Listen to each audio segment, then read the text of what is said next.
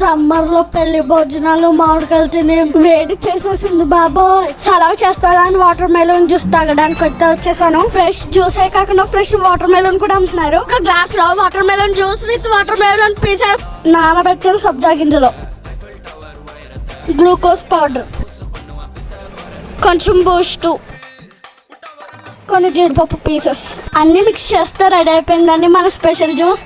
Taste ఎలా ఉందంటే కొంచెం డిఫరెంట్ గా బాగుంది. నా చేతులతో నేను జ్యూస్ చేస్తానంటే ఆయన కూడా హెల్ప్ చేశారు.